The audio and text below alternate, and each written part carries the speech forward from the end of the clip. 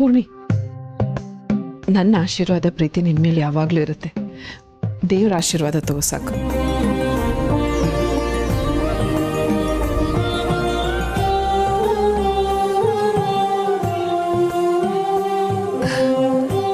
ತುಂಬ ಚೆನ್ನಾಗಿ ಕಾಣ್ತಾ ಇದೆಯಾ. ಈ ಸೀರೆ ಅವಿ ಕೊಡ್ಸಿದಿರ್ಬೇಕಲ್ವಾ? ಹ್ಞೂ ಅಮ್ಮ, ನಿಮ್ಗೆ ಹೇಗೆ ಗೊತ್ತಾಯ್ತು? ನಿನ್ನ ಕಣ್ಣು ಮಿನುಗ್ತಾ ಇರೋದು ನೋಡಿದ್ರೆ ಗೊತ್ತಾಗುತ್ತೆ. ಮತ್ತೊಂದ್ಸಲ ಹುಟ್ಟುಹಬ್ಬದ ಶುಭಾಶಯಗಳು ಪೂರ್ಣಿ. ದೇವ್ರು ನಿನಗೆ ಆರೋಗ್ಯ, ಆಯಸ್ಸು, ನೆಮ್ಮದಿ, ನೀನು ಬಯಸಿದ್ದನ್ನೆಲ್ಲ ಕೊಟ್ಟು ಕಾಪಾಡಲಿ. ಥ್ಯಾಂಕ್ ಯು ಅಮ್ಮ. ಆ ದೇವರು ನಾನು ಬಯಸಿದ್ದನ್ನು ನನಗೆ ನೆನ್ನೆನೇ ಕೊಟ್ಟಾಯಿತು. ನೀವು ವಾಪಸ್ ಈ ಮನೆಗೆ ಬರಲಿ ಅಂತ ದೇವ್ರ ಹತ್ರ ಬೇಡ್ಕೊಂಡಿದ್ದೆ. ನೀವು ಈ ಮನೆಗೆ ಬಂದಮೇಲೆ ಮಾವನ ಮುಖದಲ್ಲಿ ಕಳೆ ಬಂತು. ನೀವಿಲ್ಲದೆ ಇದ್ದಾಗ ಮಾವನ ಮುಖ ನೋಡೋಕ್ಕಾಗ್ತಿರ್ಲಿಲ್ಲ. ನನಗೆ ನೋವಾಗಬಾರ್ದು ಅಂತ ಅವ್ರು ಖುಷಿಯಾಗಿರ್ತಿದ್ರು. ಆದರೆ ಅವ್ರ ಮನಸ್ಸಲ್ಲಿ ನೋವಿದೆ ಅಂತ ನನಗೆ ಅರ್ಥ ಆಗ್ತಿತ್ತು. ನೀವು ಹೇಳಿದ್ರಲ್ಲ ನನ್ನ ಕಣ್ಣು ಮಿನುಗ್ತಿದೆ ಅಂತ. ಬರೀ ನನ್ನ ಕಣ್ಣು ಮಾತ್ರ ಅಲ್ಲ, ನೀವು ಬಂದಮೇಲೆ ನಮ್ಮ ಮಾವನ ಕಣ್ಣು ಮಿನುಗ್ತಿದೆ.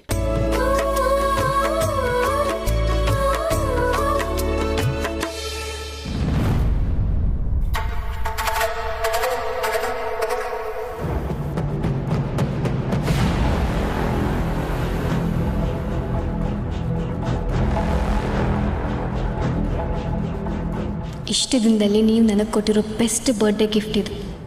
Thank you so much. ಒಬ್ಬ ವ್ಯಕ್ತಿ ಬಗ್ಗೆ ತಿಳ್ಕೊಳ್ದೆ ಹಾಗೆ ಮನೆಯಿಂದ ಆಚೆ ಕಳಿಸಿದ್ರೆ ನಾವು ಗಿಲ್ಟಲ್ಲೇ ಇರಬೇಕಾಗತ್ತೆ ಅನಿಸ್ತು.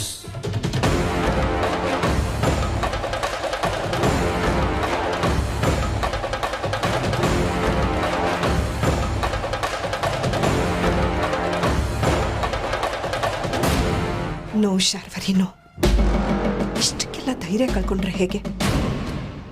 ಅವಿ ಅವ್ರ ಅಪ್ಪನ ಥರಾನೇ ಅಂತ ಇನ್ನೊಂದ್ಸತಿ ಪ್ರೂವ್ ಮಾಡಿದ್ದಾನೆ. ನೀನು ಎಷ್ಟೇ ವಿಷದ ಬೀಜ ಬಿತ್ತಿರ್ಬೋದು, ಆದರೆ ರಕ್ತದಲ್ಲಿ ಬಂದಿರೋ ಗುಣ ಎಲ್ಲಿ ಹೋಗುತ್ತೆ ಹೇಳು? ನಾನು ಕೆಟ್ಟವಳಾಗಬಾರ್ದು ಅಂತ ಇಷ್ಟೆಲ್ಲ ಮಾಡಿದೆ ಅಂತ ನನ್ನನ್ನೇ ಕಟ್ ಹಾಕ್ಬಿಟ್ಟ ಅಲ್ಲ ಇವನು.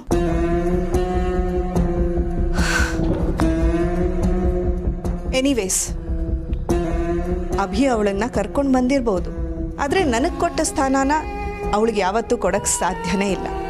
ಅವನು ಅವ್ರ ಅಪ್ಪನ್ನೇ ಒಪ್ಕೊಳ್ದೇ ಇರಬೇಕಾದ್ರೆ ಅವಳನ್ನು ಒಪ್ಕೊಳ್ಳೋಕ್ಕೆ ಸಾಧ್ಯನಾ? ಆಚೆ ಹೋಗಿದ್ಲು, ಇನ್ನೇನು ವಾಪಸ್ ಬಂದಿದ್ದಾಳೆ ಅಷ್ಟೆ. ಇನ್ನೇನು ಆಗಿಲ್ಲ. ಅವಳ ಹತ್ರ ಇನ್ನೇನು ಆಗೋದು ಇಲ್ಲ.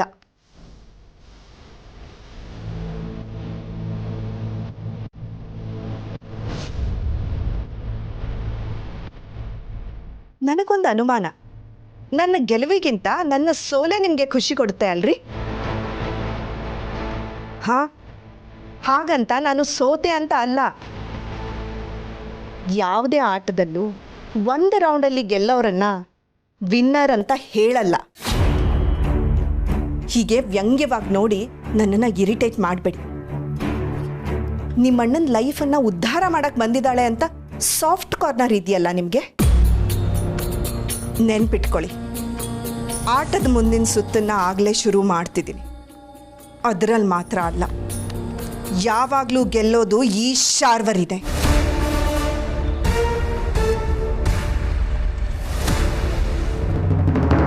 ಯಾರು ನೀವೆಲ್ಲ?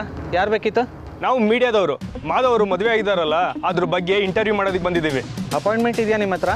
ಜರ್ನಲಿಸ್ಟ್ಗಳಿಗೆ ಯಾಕ್ರಿ ಅಪಾಯಿಂಟ್ಮೆಂಟು? ಸುಮ್ಮನೆ ತಲೆ ಆಟೆ ಮಾಡಿಬಿಡಿ, ಒಳಗೆ ಬಿಡಿ. ಅವನು ಮಾಧವ್ರನ್ನ ಕೇಳ್ಕೊಳ್ಳಿ ಬಿಡಪ್ಪ, ಆಮೇಲೆ ಹೋಗೋಣಂತೆ. ಚೆನ್ನಾಗಿದ್ದೀರಾ ಸರ್? ಈ ಸೆಕ್ಯೂರಿಟಿ ಜೊತೆ ಇಷ್ಟೊತ್ತು ಮಾತಾಡಿದೆ ದೊಡ್ಡದು. ಏನು ನೋಡ್ತಾ ಇದ್ದೀರಪ್ಪ? ಬನ್ನಿ ಒಳಗೆ. ದಯವಿಟ್ಟು ನನ್ನ ಮಾತು ಕೇಳಿ, ನಾನೊಂದ್ಸಲಿ ವಿಚಾರಿಸ್ತೀನಿ. ಏನಪ್ಪ?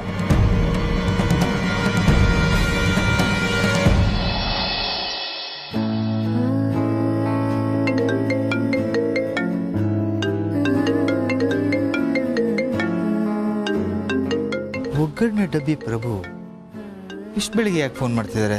ಇವತ್ತು ಶೂಟಿಂಗ್ ಇಲ್ವಲ್ಲ? Good morning Prabhu. Sir good morning. ನಿಮ್ಮ ಹತ್ರ ಒಂದು ಮುಖ್ಯವಾದ ವಿಷಯ ಮಾತಾಡಬೇಕಿತ್ತು. ತಪ್ಪು ತಿಳ್ಕೊಬೇಡಿ. ಒಗ್ಗರಣೆ ಡಬ್ಬಿ ಪ್ರೋಗ್ರಾಮ್ನ ಸ್ವಲ್ಪ ದಿನ ನಿಲ್ಸೋಣ ಅಂತ ಅಂದ್ಕೊಂಡಿದ್ದೀವಿ. ಯಾಕೆ ಪ್ರಭು, ಎನಿ ಪ್ರಾಬ್ಲಮ್? ಒಂಥರ ಪ್ರಾಬ್ಲಮ್ಮೇ ಸರ್. ಪ್ರೋಗ್ರಾಮ್ಗೆ ರೇಟಿಂಗ್ಸ್ ಬರ್ತಿಲ್ಲ. ಚಾನಲ್ನಲ್ಲಿ ಆನ್ಸರ್ ಮಾಡೋದು ತುಂಬ ಕಷ್ಟ ಆಗಿದೆ. ರೇಟಿಂಗ್ಸ್ ಚೆನ್ನಾಗೇ ಇತ್ತಲ್ಲ ಪ್ರಭು, ಇದ್ದಕ್ಕಿದ್ದಂಗೆ ಯಾಕೆ ಬೀಳ್ತಿದೆ? Any idea? ಅದು ಸರ್, ಆ್ಯಕ್ಚುಲಿ ನಮಗೆ ಬಂದಿರೋ ಇನ್ಫಾರ್ಮೇಷನ್ ಪ್ರಕಾರ ನಿಮ್ಮ ಮದುವೆ. ವಾಟ್? ಹೌದು ಸರ್, ಆ ಸುದ್ದಿ ಎಲ್ಲ ಕಡೆ ಸ್ಪ್ರೆಡ್ ಆಗ್ತಿದೆ ಈಗ. ಸೊ ಜನ ಇದನ್ನೆಲ್ಲ ಎಕ್ಸ್ಪೆಕ್ಟ್ ಮಾಡಿರ್ಲಿಲ್ವಲ್ಲ, ಸೊ ಯಾರೂ ಪ್ರೋಗ್ರಾಮ್ ನೋಡೋಕ್ಕೆ ಇಷ್ಟಪಡ್ತಾ ಇಲ್ಲ. ಸರಿ, ಇಟ್ಸ್ ಓಕೆ.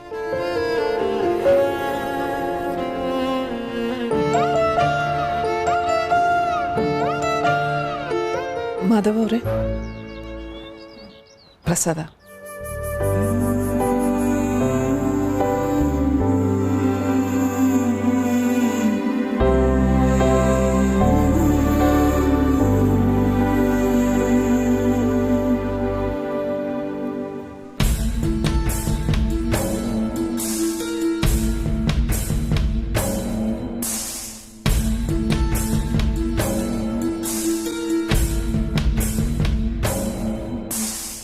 ಏನಾಯ್ತು? ಅದು ಅಯ್ಯ, ಕೆಳಗೆ ಪೇಪರ್ನವ್ರು ಯಾರೋ ಬಂದಿದ್ದಾರೆ, ನಿಮ್ಮನ್ನೇ ಕಾಯ್ತಿದ್ದಾರೆ.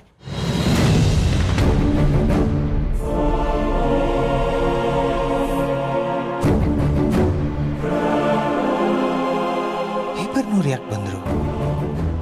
ಬೆಳಿಗ್ಗೆಯಿಂದ ಏನು ನಡೀತಿದೆ?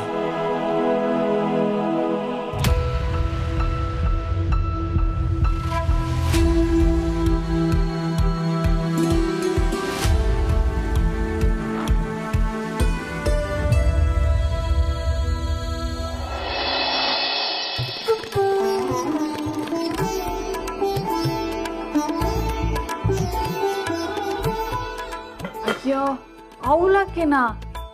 ಬೇರೆ ಏನಾದರೂ ಮಾಡೋದಲ್ವಾ ಸಿರಿ? ನಿಂಗೆ ಇಷ್ಟ ಇಲ್ವಾ ಸಂಧ್ಯಾ?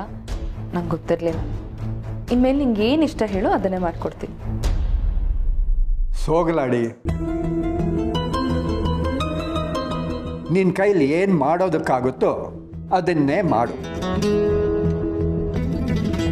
ಮನೆಯವರಿಗೆ ಬೇಕಾದ್ದನ್ನೆಲ್ಲ ಮಾಡಿ ಹಾಕೋದಕ್ಕೆ ನಿನಗೆ ಬೇರೆ ಕೆಲಸ ಇಲ್ವಾ? ಪಾಪ ನೀನು ಬುಕ್ ಸ್ಟೋರ್ಗೆ ಹೋಗಬೇಕು, ಮನೇಲೂ ಕೆಲಸ ಮಾಡಬೇಕು.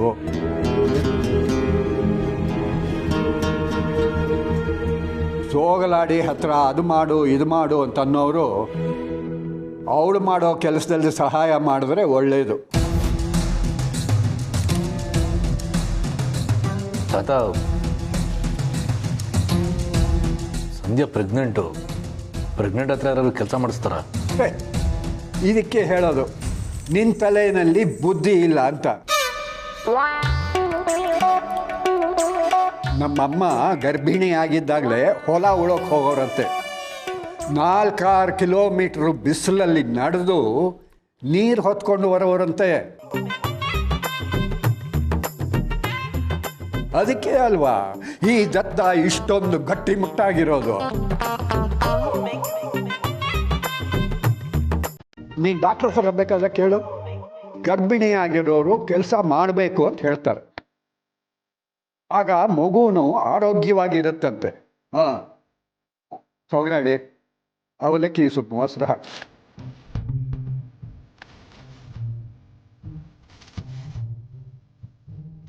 ತಾತ, ನೀವು ಡಾಕ್ಟ್ರ್ ಅಂದಾಗ ನೆನಪಾಯ್ತು, ನನ್ನ ಫ್ರೆಂಡಿಗೆ ಒಬ್ಬರು ಒಳ್ಳೆ ಗೈನಕಾಲಜಿಸ್ಟ್ ಗೊತ್ತಿದ್ದಾರೆ.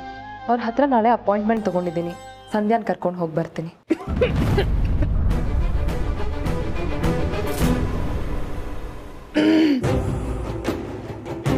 ಡಾಕ್ಟ್ರ್ ಹತ್ರನಾ? ಯಾಕೆ? ಸಂಧ್ಯಾ, ಈ ಪ್ರೆಗ್ನೆಂಟ್ ಅಂದರೆ ಇನಿಷಿಯಲಿ ಕೆಲವು ತಿಂಗಳು ಫಾಲಿಕ್ ಆ್ಯಸಿಡ್ಡು, ಐರನ್ನು, ಕ್ಯಾಲ್ಶಿಯಂ ಅಂತೆಲ್ಲ ಟ್ಯಾಬ್ಲೆಟ್ಸ್ ಕೊಡ್ತಾರಲ್ಲ, ಅದನ್ನು ನೆಗ್ಲೆಕ್ಟ್ ಮಾಡಬಾರ್ದು. ಸ್ಕ್ಯಾನಿಂಗ್ ಮಾಡಬೇಕು ಅಂತಲೂ ಹೇಳ್ತಾರೆ. ಅದಕ್ಕೆ ಒಂದ್ಸಲ ಡಾಕ್ಟರ್ನ ಕನ್ಸಲ್ಟ್ ಮಾಡೋದು ಒಳ್ಳೇದಲ್ವಾ? ಹೌದೌದು, ಸೋಗಲಾಡಿ ಹೇಳ್ತಿರೋದು ಸರಿಯಾಗಿದೆ. ಡಾಕ್ಟರ್ ಹತ್ರ ಹೋಗಿ ಬನ್ನಿ.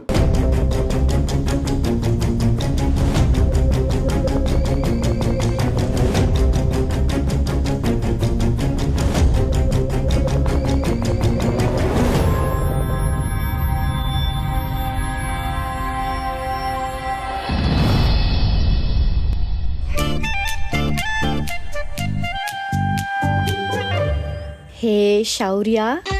ವಾಟ್? ಶೌರ್ಯನಾ? ಯಾರದು? ಯಾರಿಗೊತ್ತು? ಮತ್ತ್ಯಾಕೆ ಹಾಗಂದೆ? ಇನ್ನೇನ್ ಮತ್ತೆ, ಬೇರೆ ಯಾರಾದ್ರೂ ಬಂದು ಈ ತರ ನನ್ನ ಕಣ್ಣು ಮುಚ್ಚಕ್ಕಾಗತ್ತಾ? ಈಗ ಬಂದು ಕಣ್ಣು ಮುಚ್ಚಿದ್ರೆ ಇದು ನೀವೇ ಅಂತ ನನಗೆ ಗೊತ್ತಾಗ್ತಾ ಇರಕ್ಕಾಗತ್ತಾ? ಅದಕ್ಕೆ ಈ ಪೆದ್ದ ಗಣ್ಣಂಗೆ ಸಣ್ಣ ಚಮಕ್ ಕೊಟ್ಟೆ ಅಷ್ಟೆ. ಗೊತ್ತಿ, ನಾನು ಕಣ್ಣು ಹಿಡ್ಕೊಂಡಿರೋದು ಅದಕ್ಕಲ್ಲ.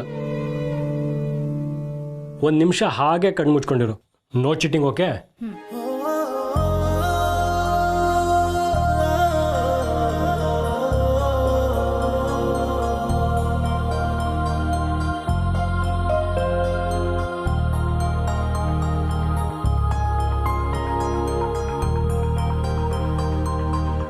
ಈ ಕಣ್ಬಿಡು.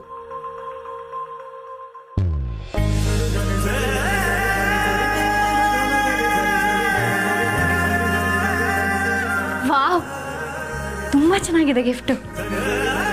ಚೆನ್ನಾಗಿರ್ಲಿಲ್ಲ, ನೀನು ಹಾಕೊಂಡಾದ್ಮೇಲೆ ಚಂದ ಇದೆ. ರಿಯಲಿ?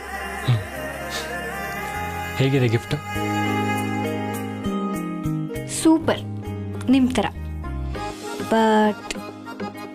ಬಟ್ ನೆನ್ನೆ ನೀವು ಕೊಟ್ಟಿದ್ದ ಗಿಫ್ಟ್ ಇದಕ್ಕಿಂತ ಚೆನ್ನಾಗಿತ್ತು.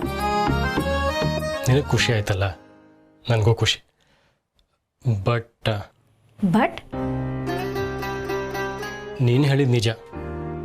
ಮತ್ತೊಬ್ಬರ ಬಗ್ಗೆ ಗೊತ್ತಿಲ್ಲದೆ ಅವ್ರಿಗೆ ಹಾಗೆ ಕಳಿಸೋದು ತಪ್ಪು ಅಂತ ನಾನು ಅವನ್ನ ಕರ್ಕೊಬಂದೆ. ಆದರೆ ನಾನು ಅವ್ರ ಹತ್ರ ಮಾತಾಡಬೇಕು, ಚೆನ್ನಾಗಿರಬೇಕು ಅಂತ ನೀನು ಎಕ್ಸ್ಪೆಕ್ಟ್ ಮಾಡಲ್ಲ ತಾನೆ? ನಿನ್ನನ್ನು ಯಾವ ವಿಷಯದಲ್ಲೂ ಫೋರ್ಸ್ ಮಾಡಲ್ಲ ಅಂತ ನನಗೆ ಗೊತ್ತು. ನಿನ್ನ ಮನಸ್ಸಲ್ಲಿ ಆ ಥರ ಎಕ್ಸ್ಪೆಕ್ಟೇಷನು ಹುಟ್ಕೊಳ್ಳೋಕ್ಕೂ ಮೊದಲೇ ಹೇಳೋಣ ಅಂತ ಹೇಳ್ತಿದ್ದೀನಿ. ಡೀಲ್ ಓಕೆ ಅಲ್ವೇ?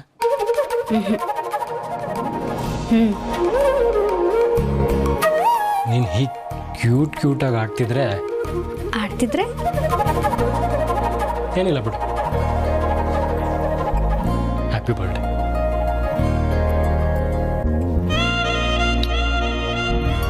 Thank you.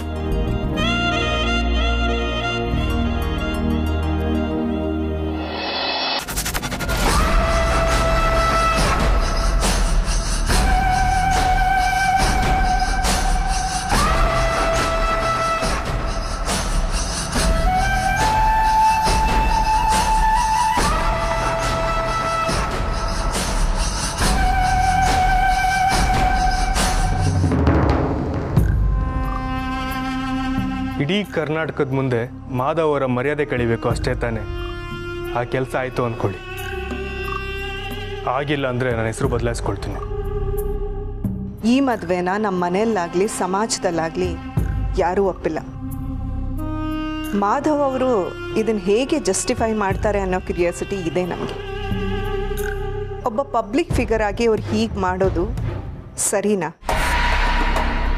ಅವ್ರ ಇಮೇಜು ಇದರಿಂದ ಹೇಗೆ ಡ್ಯಾಮೇಜ್ ಆಗುತ್ತೆ ಅನ್ನೋ ಸತ್ಯನ ಅವರಿಗೆ ಅರ್ಥ ಮಾಡಿಸಿ ಅಷ್ಟು ಸಾಕು. ಎಲ್ಲ ಅವರು ಒಳ್ಳೇದಕ್ಕೇನೆ. Got it madam.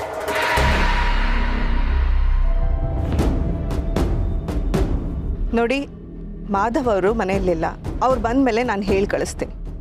ದಯವಿಟ್ಟು ನೀವೆಲ್ಲ ಹೊರಡಿ. ಮೇಡಮ್, ಜರ್ನಲಿಸ್ಟ್ಗಳ ಹತ್ರ ಸ್ಮಾರ್ಟ್ನೆಸ್ ತೋರ್ಸೋಕೆ ಹೋಗಬೇಡಿ. ಮಾಧವ್ ಸರ್ ಮನೇಲಿದ್ದಾರೆ ಅಂತ ನಮಗೆ ಚೆನ್ನಾಗಿ ಗೊತ್ತು. ಇಲ್ಲ ಅಂತ ಹೇಳಿದ್ನಲ್ಲ. ಓ, ತಾವು ಮನೇಲಿದ್ರು ಇಲ್ಲ ಅಂತ ಹೇಳೋದಕ್ಕೆ ಕೇಳಿದಾರಲ್ವಾ? ನೀವು ಇವಾಗ ನಮ್ಮನ್ನು ಒಳಗಡೆ ಬಿಟ್ಟಿಲ್ಲ ಅಂದರೆ ನಾವು ಇದನ್ನೇ ರಿಪೋರ್ಟ್ ಮಾಡ್ತೀವಿ. ಜರ್ನಲಿಸ್ಟ್ಗಳು ಮನೆ ಮುಂದೆ ಇದ್ದರು, ತಾವು ಮನೇಲಿಲ್ಲ ಅಂತ ಮಾಧವ್ ಅವರು ಸುಳ್ಳು ಹೇಳಿದ್ದಾರೆ. ಜರ್ನಲಿಸ್ಟ್ಗಳಿಗೆ ಅವಮಾನ ಮಾಡಿದ್ದಾರೆ ಅಂತ ರಿಪೋರ್ಟ್ ಮಾಡ್ತೀನಿ. ಸೆಕ್ಯೂರಿಟಿ, ಇವರನ್ನೆಲ್ಲ ಲಾಬಿಯಲ್ಲಿ ಕೂರಿಸಿ. ನಾನು ಬರ್ತೀನಿ, ಒಂದು ನಿಮಿಷ.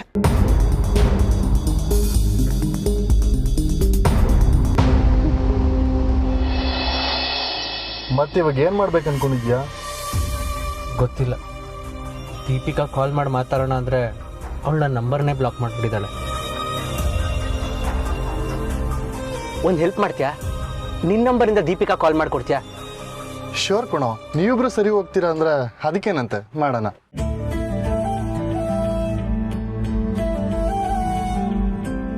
ಹಾಯ್ ಮನು, ಹೇಳು. ಹಾಯ್ ದೀಪಿಕಾ, ಅಭಿ ನಿನ್ನ ಹತ್ರ ಮಾತಾಡ್ಬೇಕಂತೆ. ಒಂದು 5 ನಿಮಿಷ ಮಾತಾಡ್ತೀಯಾ please? Hello hello Deepika. Hello hello hello.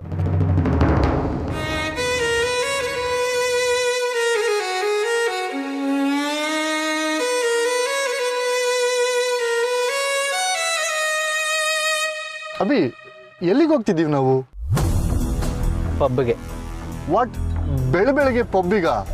ಬೇಡ ಕಣೋ. ಅಡ್ವೈಸ್ ಮಾಡಕ್ಕೆ ಬರಬೇಡ. ನಮ್ಮಪ್ಪ ಮಾಡಿರೋ ಕೆಲಸದಿಂದ ನನ್ನ ಲೈಫೇ ಹಾಳಾಗೋಗಿದೆ. ಅದನ್ನು ಸ್ವಲ್ಪ ಹೊತ್ಕಾರು ನಾನು ಮರಿಬೇಕು ಅಂದರೆ ನಾನು ಕುಡಿಲೇಬೇಕು. ನನಗೆ ಬೇರೆ ದಾರಿ ಇಲ್ಲ. ಅಲ್ಲ ಕಣೋ.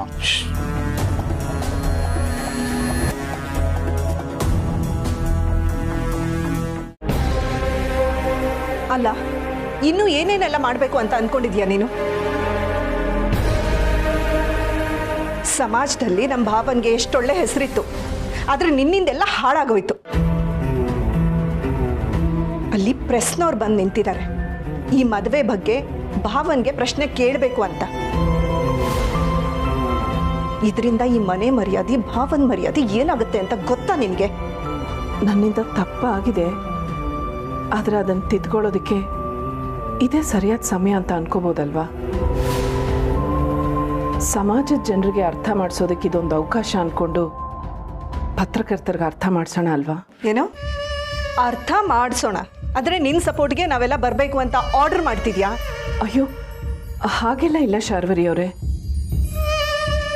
ಇಷ್ಟು ದಿನ 4 ಜನದ ಮುಂದೆ ಈ ವಿಷಯದ ಬಗ್ಗೆ ಮಾತಾಡೋದಕ್ಕಾಗಿರಲಿಲ್ಲ.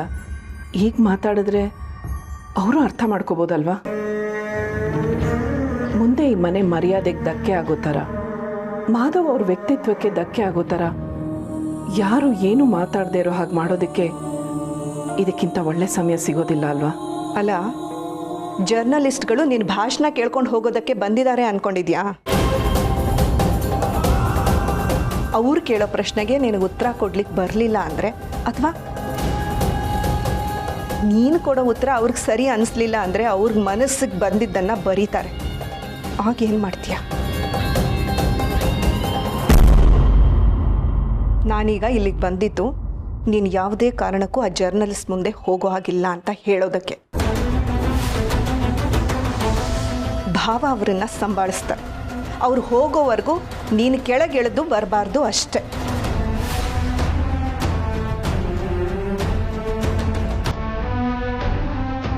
ಮತ್ತೆ ನಿನ್ನ ಕಾರಣಕ್ಕೆ ಈ ಮನೆ ಮರ್ಯಾದೆ ಹೋಗೋ ಹಾಗೆ ಮಾಡಬೇಡ.